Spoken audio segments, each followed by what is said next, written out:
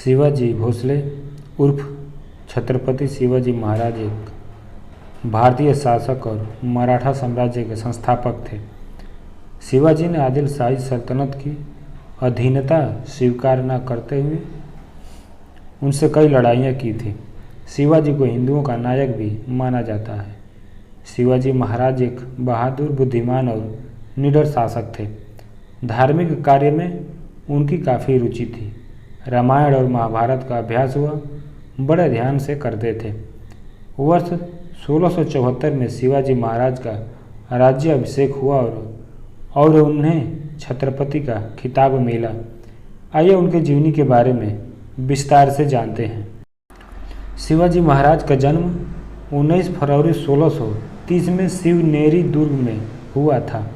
इनके पिता का नाम शाहजी भोसले और माता का नाम जीजाबाई था। शिवनेरी दुर्ग पुणे के पास है। उनकी माता ने उनका नाम भगवान शिवाय के नाम पर शिवाजी रखा। उनकी माता भगवान शिवाय से स्वस्थ संतान के लिए प्रार्थना किया करती थी। शिवाजी के पिताजी शाहजी भोसले एक मराठा सेनापति थे जो कि डेक्कन सल्तनत के लिए कार्य किया करते थे। शिवाजी के जन्म के समय डेक्कन की सत्ता 3 इस्लामिक सल्तनतों में बीजापुर, अहमदनगर और गोलकुंडा में थी। शिवाजी अपनी माँ जीजाबाई के प्रति बेहद समर्पित थे। उनकी माँ बहुत ही धार्मिक थी। उनकी माता शिवाजी को बचपन से ही युद्ध की कहानियाँ तथा उस युग की घटनाओं के बारे में बताती रहती थीं। खासकर उनकी माँ उन्हें रामायण और महाभारत की प्रमुख कहानियाँ सुनाती थीं, जिन्हें सुनकर शिवाजी के ऊपर बहुत ही गहरा असर पड़ा था। इन 2 ग्रंथों की वजह से वो जीवन पर्यंत हिंदू महत्वों का बचाव करते रहे। इसी दौरान शाहजी ने दूसरा विवाह किया और अपनी दूसरी पत्नी तुकाबाई के साथ कर्नाटक में आदिल शाह की तरफ से सैन्य अभियानों के लिए चले गए। उन्होंने शिवाजी और जीजाबाई को दादोजी कोंडदेव के पास छोड़ दिया। दादोजी ने शिवाजी को बुनियादी लड़ाई तकनीकों के बारे में, जैसे कि घुड़सवारी, तलवारबाजी और निशानेबाजी सिखाई। शिवाजी महाराज का विवाह 14 मई 1640 में सईबाई निम्बलाकर के साथ लाल महल पुणे में हुआ था। शिवाजी महाराज ने वर्ष 1645 में आदिल शाह सेना को बिना सूचित किए कोडना किला पर हमला कर दिया। इसके बाद आदिल शाह सेना ने शिवाजी के पिता शाहजी को गिरफ्तार कर लिया। आदिल शाह सेना ने यह मांग रखी कि वह उनके पिता को तब रिहा करेगा जब वह कोडना का किला छोड़ देंगे। उनके पिता की रिहाई के बाद 1645 में शाहजी की मृत्यु हो गई।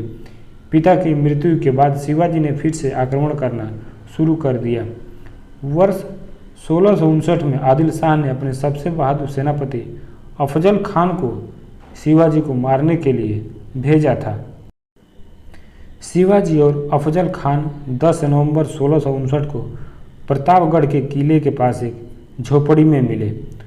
दोनों के बीच एक शर्त रखी गई कि वह दोनों अपने साथ केवल एक ही तलवार लाएं। शिवाजी को अफजल खान पर भरोसा नहीं था और इसलिए शिवाजी ने अपने कपड़ों के नीचे कवच डाला और अपनी दाईं भुजा पर बाघ नख रखा और अफजल खान से मिलने चले गए। अफजल खान ने शिवाजी के ऊपर वार किया, लेकिन अपने कवच की वजह से वह बच गए और फिर शिवाजी ने अपने बाघ नख से अफजल खान पर हमला कर दिया। हमला इतना घातक था कि अफजल खान बुरी तरह से घायल हो गया और उनकी मृत्यु हो गई। इसके बाद शिवाजी ने सैनिकों ने बीजापुर पर आक्रमण कर दिया। शिवाजी ने 10 नवंबर 1659 को प्रतापगढ़ के युद्ध में बीजापुर की सेना को हरा दिया। शिवाजी की सेना ने लगातार आक्रमण करना शुरू कर दिया। शिवाजी की सेना ने बीजापुर के 3000 सैनिक मार दिए और अफजल खान के 2 पुत्रों को गिरफ्तार कर लिया। शिवाजी ने बड़ी संख्या में हथियारों, घोड़ों और दूसरे सैन्य सामानों को अपने अधीन कर लिया। इससे शिवाजी की सेना और ज़्यादा मजबूत हो गई और मुगल बादशाह औरंगजेब ने इसे मुगल साम्राज्य का सबसे बड़ा खतरा समझा। मुगलों के शासक औरंगजेब का ध्यान उत्तर भारत के बाद दक्षिण भारत की तरफ गया। उसे शिवाजी के बारे में पहले से ही मालूम था।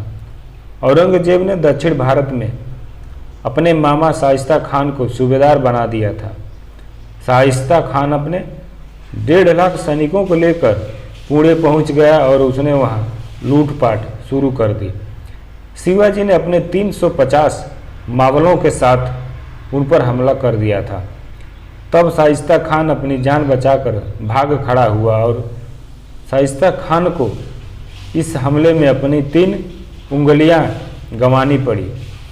इस हमले में शिवाजी महाराज ने शाइस्ता खान के पुत्र और उनके 40 सैनिकों का वध कर दिया था। शाइस्ता खान ने पुणे से बाहर मुगल सेना के पास जाकर शरण ली और औरंगजेब ने शर्मिंदगी के मारे शाइस्ता खान को दक्षिण भारत से हटाकर बंगाल का सूबेदार बना दिया था। इस जीत के बाद शिवाजी की शक्ति और ज़्यादा मजबूत हो गई थी। लेकिन कुछ समय बाद शाइस्ता खान ने अपने 15,000 सैनिकों के साथ मिलकर शिवाजी के कई क्षेत्रों को जलाकर तबाह कर दिया। बाद में शिवाजी ने इस तबाही का बदला लेने के लिए मुगलों के क्षेत्रों में जाकर लूटपाट शुरू कर दी। सूरत उस समय मुसलमानों का हज पर जाने का एक प्रवेश द्वार था। शिवाजी ने 4,000 सैनिकों के साथ सूरत के व्यापारियों को लूटने का आदेश दिया, लेकिन शिवाजी ने किसी भी आम आदमी को लूटने का शिकार नहीं बनाया।